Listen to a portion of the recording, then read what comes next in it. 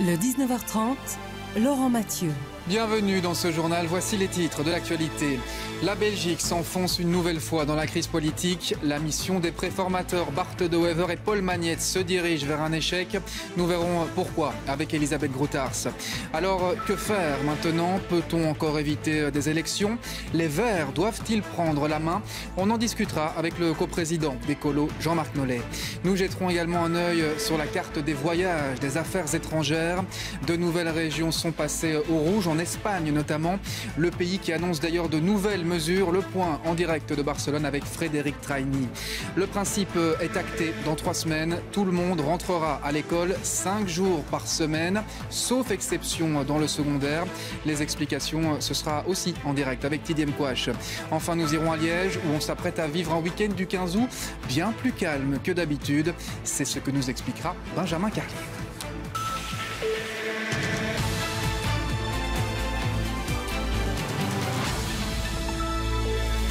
Voilà pour les titres, bonsoir à tous. Cela fait donc 446 jours que nous avons voté et pourtant les négociations au niveau fédéral patinent. C'est en effet un constat d'échec ce soir pour les 2 préformateurs. Selon nos informations, pour Bart De Wever et Paul Magnette, les discussions ne pourront plus avancer. Ils attendent d'être reçus par le roi avant de communiquer. On va d'ailleurs rejoindre Elisabeth Grootaers au Palais Royal. Elisabeth, le duo devait normalement rendre un nouveau rapport au roi ce lundi. Oui, et au lieu d'un rapport laissant entendre la formation d'un possible prochain gouvernement, eh bien c'est une démission ce qui s'annonce, puisque selon nos informations, il nous revient que sauf énorme surprise, eh bien le duo de préformateurs demandera d'être déchargé de sa mission lundi au roi. Alors pourquoi attendre lundi? Tout simplement parce que le roi est en vacances, même s'il se tient prêt à réagir s'il le faut, nous dit-on. Et puis c'est vrai qu'on n'est plus à quelques jours près, car ce constat d'échec, eh bien, il est dans l'air du temps depuis un moment déjà. La note proposée aux familles libérales et écologistes n'a pas convaincu. Le ton est monté entre notamment la NVA et le président du MR, Georges-Louis Boucher, accusé de vouloir maintenir à tout prix la première ministre libérale Sophie Wilmès au pouvoir. Le duo a rencontré une nouvelle fois les libéraux ce matin, un entretien qui n'a débouché sur rien de concret, qui n'a encore moins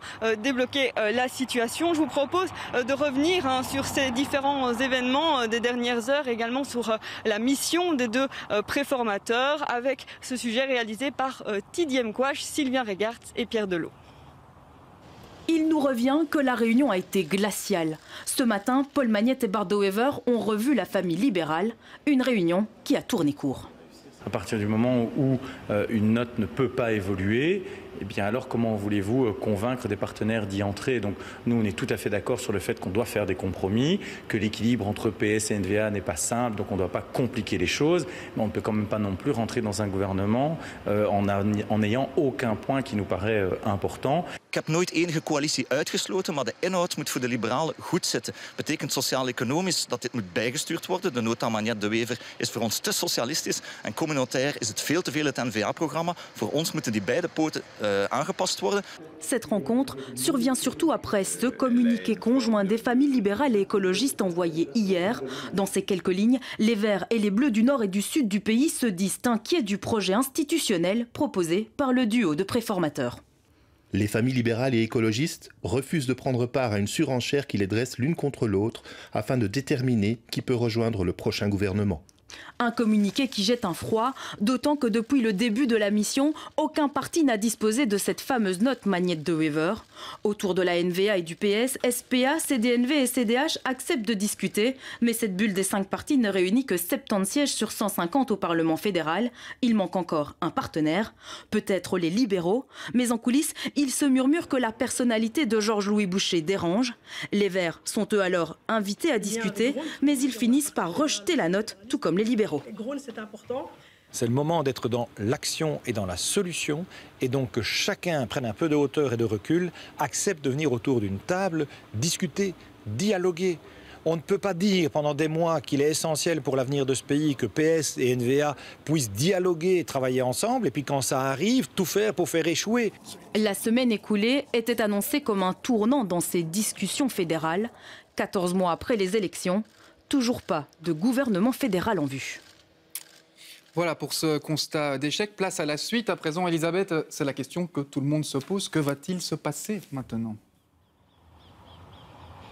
Eh bien oui, si le duo démissionne, le palais devra reprendre la main et on pourrait imaginer qu'il confie une autre mission à un ou plusieurs autres partis. La question c'est évidemment à qui ? Aux libéraux, aux écologistes, à la première ministre Sophie Wilmès elle-même. Et puis l'autre question c'est évidemment pour quel scénario quand on sait que pour le moment rien n'a abouti. Et je vous rappelle qu'il ne reste qu'un mois avant la fin des pouvoirs spéciaux du gouvernement actuel. Un mois avant de pouvoir prendre une décision, un mois avant de possibles élections. Elisabeth Grootars en direct du Palais Royal. Merci beaucoup Elisabeth. Et on l'a compris, l'un des éléments qui a déclenché la crise actuelle, c'est ce communiqué de presse conjoint hier des familles écologistes et libérales. On a entendu Georges-Louis Boucher sur la question. Place aux écologistes. Bonsoir Jean-Marc Nollet. Bonsoir. Pourquoi cette sortie hier ? Qu'est-ce qui vous gênait tant dans les négociations qui étaient en cours ? Avec Raja Marwan, nous avons pris le temps de rencontrer les deux missionnaires royaux, à 2 reprises d'ailleurs. La première fois, plus de 4 heures, 4 heures et demie, pour écouter leur projet. Et la deuxième fois, pour entendre les éventuelles modifications à ce projet. Et après ces 2 réunions, nous avons bien dû constater qu'il y avait plusieurs problèmes, plusieurs lacunes. Tout d'abord, sur les enjeux qui nous tiennent à cœur, environnementaux, sociaux, la lutte contre le dérèglement climatique, contre les pollutions, le fait de protéger les citoyens aussi face à la crise. Tout ça nécessitait autre chose que ce qui était proposé. Et pourquoi communiquer avec les libéraux ? C'est une nouvelle alliance écologiste-libéraux ? Non. Le deuxième sujet qui posait problème, c'est celui-là. C'est celui du schéma institutionnel vers lequel nous conduisait ou souhaitait nous conduire le texte de la NVA et que le PS avait accepté. Ce schéma institutionnel conduisait au démantèlement du pays. Et nous ne pouvions l'accepter. Vous savez que comme écologistes, nous travaillons main dans la main avec nos homologues de groupe. Nous voulons donner un avenir à ce pays, un avenir fédéral, une coopération entre le Nord et le Sud du pays. Pour avoir un avenir, il faut une majorité au Parlement. Alors qu'est-ce qu'on fait maintenant ? Est-ce que vous, par exemple, vous êtes prêt à endosser une éventuelle mission royale ? Est-ce que c'est votre souhait ? Pour ce qui nous concerne, pour ce qui concerne les écologistes, notre souhait est d'avoir un accord de gouvernement qui donne un avenir à ce pays. C'est le contenu qui compte. La question de savoir qui doit maintenant prendre une mission ou pas appartient au roi et à lui seul. Avec la NVA aussi, par exemple, ça ne vous pose pas de problème. Vous savez, on a rencontré la NVA. Bien souvent, on a eu des histoires dans les médias qui disaient que les écologistes n'écoutaient même pas. C'est faux. On a pris le temps d'écouter. Mais quand on voit le projet, on voit l'écart qu'il y a entre ce projet-là et nos désirs, nos souhaits, notre projet pour la Belgique, que ce soit sur les dimensions écologiques, environnementales ou sur le schéma institutionnel.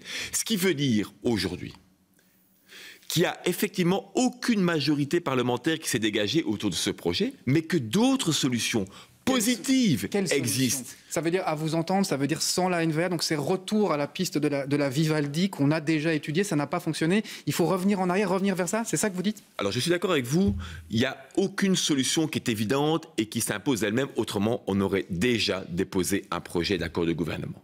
Mais aujourd'hui, et en cela, il faut aussi respecter et saluer le travail notamment de Paul Magnette, les choses sont davantage clarifiées. Il y a des choses qui sont précisées et positives. Je l'ai déjà signalé quand je suis venu inviter ici à la radio, notamment sur certaines dimensions sociales. Mais il reste encore du travail à faire sur le redéploiement économique, sur les enjeux environnementaux, climatiques et sur un autre schéma pour l'avenir du pays. Mais je suis persuadé aujourd'hui aussi qu'avec le travail et les clarifications qui ont été amenées, on peut trouver une alliance de partis qui veulent donner un avenir au pays. Alors, on en parle beaucoup justement de cette alliance. Une dernière question, on terminera par là parce que beaucoup de téléspectateurs ne comprennent plus. Est-ce qu'aujourd'hui, il y a une vraie volonté autour de la table de former un gouvernement ou est-ce qu'on est encore dans des jeux politiques ? On a parfois l'impression que les élections ont eu lieu hier, qu'on est toujours dans cette phase de jeu politique où tout le monde veut éviter le Zwarte Piet, le Valais-Puan veut éviter de devoir assumer un échec. Vous avez vraiment l'impression qu'il y a des hommes d'État, des femmes d'État qui se dégagent autour de la table pour prendre leurs responsabilités ? Alors, je ne vais pas répondre au nom des formations politiques traditionnelles. Je vais répondre au nom des écologistes, du nord comme du sud du pays. Oui, monsieur, nous avons la volonté de trouver une solution et d'apporter surtout des solutions aux aux citoyens de ce pays, il y a encore moyen. Ce sera difficile, ce sera compliqué, mais il y a moyen. On est impatient de voir ça. Merci beaucoup Jean-Marc Nollet d'avoir été notre invité. Je rappelle que vous êtes le coprésident d'Ecolo. L'actualité liée au coronavirus à présent et ce chiffre, plus de 1000 Belges reviennent actuellement chaque jour de zone rouge. Ils doivent normalement donc observer une quatorzaine en isolement, ce que n'a pas fait un habitant de Flandre orientale. Il a été arrêté. Alors comment les autorités ont-elles été mises au courant de cette infraction et que risque-t-on dans ce genre de cas? Pascal Bollekens a toutes les réponses. C'est l'histoire d'un employé qui rentre comme si de rien n'était au travail après des vacances estivales en Macédoine. Le problème, c'est que le pays est en zone rouge pour le coronavirus et que l'homme aurait dû respecter une quarantaine de 2 semaines à son retour. L'homme, un habitant de Altert, travaille comme chauffeur de bus. C'est sur son lieu de travail que la police locale est d'ailleurs venue pour l'arrêter. Une stricte application des règles liées au coronavirus selon la bourgmestre de Altert qui estime que la police a réagi vite et de manière équilibrée. Il faut dire que dans ce cas-ci, l'interpellation en question s'est faite en douceur. Le chauffeur de bus n'avait apparemment pas tout compris. Il était de bonne volonté parce qu'il est volontairement passé, quand la police lui a retenu, il est passé volontairement en auto-isolation. Donc ce n'était pas de mauvaise volonté, mais il n'avait pas bien compris. Donc bon, à ce moment-là, on parle avec lui, on va lui expliquer ce qui se passe et pourquoi c'est tellement nécessaire de quand même passer en auto-isolation. Il avait bien rempli son formulaire des affaires étrangères. Il s'est donc fait tester et ne devra pas payer d'amende. Mais l'affaire pose quelques questions sur le traçage de tous ces vacanciers de retour d'une zone rouge. Que se serait-il passé si la police n'avait pas été prévenue par l'entourage du travailleur? Wel, wij kunnen uiteraard niet systematisch iedereen controleren die terugkomt van een rood gebied of zij in quarantaine gaan. En we moeten hier echt rekenen op de medewerking van mensen zelf, spontaan, die moeten beseffen dat zij die quarantaine doen voor zichzelf, maar ook voor hun naasten, voor hun vrienden, voor hun familie, om die te beschermen. On l'aura compris, c'est un système qui ne peut marcher que si chacun joue le jeu. Dans ce cas-ci, le chauffeur de bus était de bonne foi et mal informé. Mais rappelons que si ça n'avait pas été le cas, la police pouvait le forcer à l'isolement pendant 2 semaines et lui dresser un PV. Dans moins de 3 semaines, les vacances scolaires seront terminées. Et vous êtes nombreux à vous poser la question, la rentrée des classes pourra-t-elle avoir lieu normalement? Plusieurs réunions ont eu lieu ce vendredi entre les différents acteurs du monde de l'enseignement. Tidie Mkwash, est-ce qu'on sait concrètement comment la rentrée scolaire va se passer? Laurent, les 3 ministres de l'éducation des 3 communautés ont conjointement décidé avec les acteurs de terrain et les experts que la rentrée scolaire se fera en code jaune, c'est-à-dire en risque faible. Ça signifie que toutes les maternelles, toutes les primaires rentreront à 100% au présentiel les 5 jours de la semaine à l'école. Les secondaires, toutes les années rentreront aussi. Et là, un petit changement par rapport à ce qui a été annoncé en juin dernier. Ils rentreront non pas 4 jours par semaine, mais toute la semaine comme les plus petits. Le port du masque sera aussi obligatoire en secondaire, sauf pendant les pauses et pendant les activités physiques. Mais tout le monde restera très attentif à l'évolution de l'épidémie de coronavirus dans notre pays. Il se pourrait que l'on passe du code jaune au code orange, localement dans certaines communes, là où il y aurait des foyers de contamination. Et là, seuls les 2e et 3e degrés du secondaire seraient impactés, c'est-à-dire de la 3e à la 7e année secondaire. Les classes seraient alors scindées en 2 et les élèves n'iraient que 2 jours par semaine en classe en présentiel. Ce changement de code couleur devra faire l'objet d'une concertation entre les experts et les autorités compétentes et au final l'aval du ministère de l'Éducation. Merci beaucoup Tidie pour toutes ces explications en direct. Place à présent à l'évolution de l'épidémie chez nous. Le nombre de contaminations se stabilise. Par contre, les décès sont en hausse, mais la chaleur a peut-être joué un rôle. Les explications de Martin Bilkores. Bonjour à tous, goedemorgen allemaal. Si les chiffres de contamination se stabilisent, le centre de crise arrive aujourd'hui avec cette information. Le nombre de décès, lui, augmente. Nous avons constaté une forte augmentation du nombre de décès depuis le début de la semaine, avec 11, 13 et 9 décès observés respectivement les 3 premiers jours de la semaine. Précision, 3/4 de ces personnes résidaient dans des maisons de repos et de soins.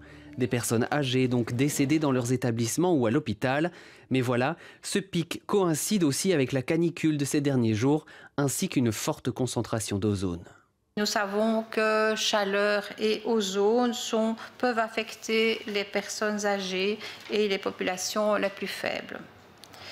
Il n'est donc pas impossible que ces deux facteurs aient joué conjointement pour expliquer ce pic de mortalité. Nous ne savons pas exactement lequel de ces facteurs a contribué au décès. Voilà qui a de quoi semer le doute. Ces personnes sont-elles donc décédées du coronavirus, oui ou non? Si ce doute persiste, pourquoi sont-elles alors comptabilisées dans les décès liés au Covid-19? Certains pointent une surévaluation qui entraîne un sentiment de peur. Les décès, à la fois chez les jeunes et surtout les personnes âgées, c'est lié toujours à d'autres facteurs de risque. Et donc, il faut plutôt mettre en avant comme diagnostic principal les autres facteurs de risque. Je ne sais pas, une déshydratation, une décompensation cardiaque, respiratoire ou une décompensation rénale, par exemple, qui fera en sorte que c'est la cause principale du décès. Donc, tout attribuer à ce stade-ci toujours au Covid-19 est une erreur. Je pense que la Belgique doit trouver un système de comptage beaucoup plus sensible, beaucoup plus spécifique au Covid-19 pour avoir une vraie réalité, je dirais, de l'effet de l'épidémie, de l'impact de l'épidémie. Pour rappel, la Belgique est toujours numéro 1 mondial du nombre de décès par rapport à sa population et c'est clairement lié à une méthode de calcul. Et le centre de crise a aussi rappelé ce matin les conseils de voyage des affaires étrangères. Soyez vigilants car encore aujourd'hui, plusieurs régions ont changé de couleur. Elles sont passées de orange à rouge, ce qui signifie que les déplacements y sont interdits. Bonsoir Martin Bulteres. Au rayon des destinations touristiques, c'est encore et toujours l'Espagne qui inquiète. Oui, regardez, il y a 2 nouvelles régions espagnoles où il est désormais interdit de se rendre dans la province de Biscaye au Pays Basque et dans la province de Soria. Elles s'ajoutent à la liste de 7 endroits déjà classés en zone rouge, comme par exemple la province de Barcelone. Si vous en revenez donc, quarantaine et test obligatoires. Mais les régions où une vigilance accrue doit être observée s'allongent également. 20 au total et on y retrouve les très touristiques Valence, Malaga ou encore Salamanque. Ici, on le rappelle, la quarantaine et les tests sont vivement conseillés, surtout en cas d'activité au risque, comme des visites familiales ou de participation à la vie nocturne. J'imagine qu'il y a également d'autres changements auxquels il faut être attentif. Oui, par exemple Malte qui devient rouge, comme au début de l'été d'ailleurs, et plusieurs régions de Roumanie, dont la capitale Bucarest. En ce qui concerne la France, le département de la Mayenne n'est actuellement plus classé rouge. En revanche, attention, beaucoup de départements passent en code orange, dont beaucoup dans le sud, le Gard, l'Hérault, la Haute-Garonne dans le sud-ouest et pratiquement toute la Provence. On ne le dira jamais assez, consultez cette liste avant de partir, mais aussi une fois que vous êtes sur votre lieu de vacances. Et puis, Laurent, en revenant, n'oubliez surtout pas de compléter le formulaire obligatoire. En effet, restez vigilants aux différents changements. Merci beaucoup, Martin, d'être venu ce soir en plateau. L'Espagne, vous en parliez, vient d'ailleurs d'annoncer de nouvelles mesures. Elle va fermer ses discothèques, mais aussi interdire de fumer en rue. On rejoint Frédéric Tragny à Barcelone. Frédéric, le pays veut à tout prix empêcher un vrai retour de l'épidémie.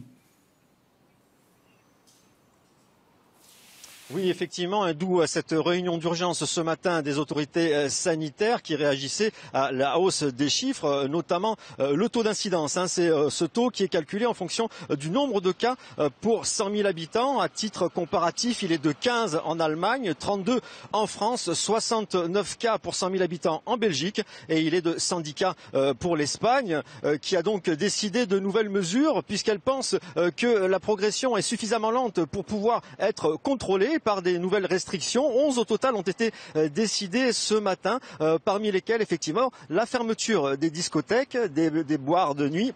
Et puis des salles de danse. L'interdiction de fumer va être généralisée à tout le pays. Elle suit une recommandation de l'OMS qui estime que les fumeurs contaminés peuvent projeter des micro-gouttes de salive contaminées au Covid-19.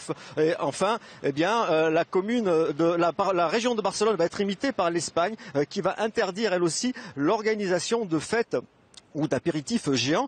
C'est une mesure qui en fait vise plutôt les jeunes qui sont montrés du doigt ici pour leur relâchement depuis la reprise de l'épidémie. D'ailleurs, 60% des nouveaux cas sont des jeunes gens. Frédéric Traigny en direct de Barcelone. Merci beaucoup Frédéric. Et on revient à Bruxelles avec une information qui vient de tomber à l'instant. La région bruxelloise assouplit sa position en matière de masque pour ceux qui circulent à vélo ou à trottinette. Il n'est plus obligatoire, mais vous devez l'avoir à portée de main si vous êtes dans un endroit trop dense. Par exemple, si vous êtes arrêté à un feu rouge avec beaucoup de piétons autour de vous. Voilà qui fera sans doute plaisir aux cyclistes de la capitale.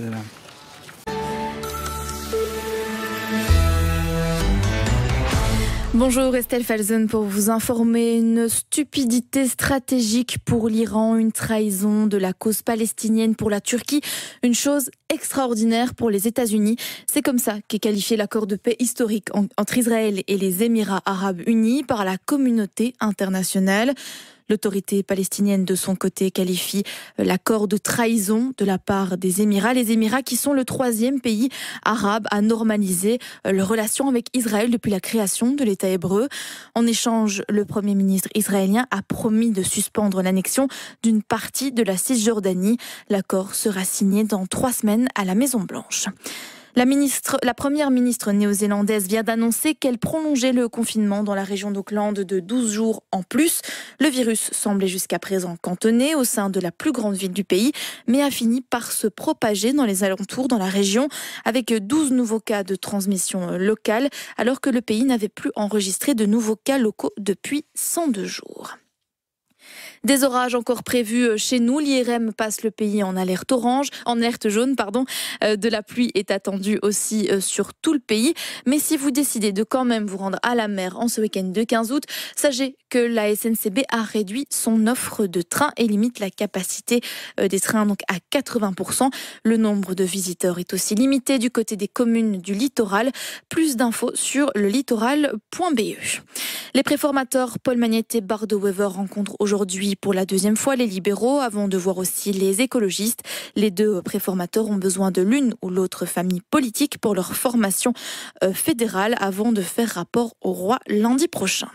Le Bayern Munich et Barcelone ont déjà gagné la Ligue des Champions 5 fois chacun. Ces 2 clubs se rencontreront ce soir à l'occasion d'un quart de finale prestigieux. L'affiche de la première demi-finale est aussi connue depuis hier. Le PSG sera opposé à Leipzig et le rencontre aura lieu mardi prochain. Voilà qui marque la fin de ce flash. Merci et belle matinée.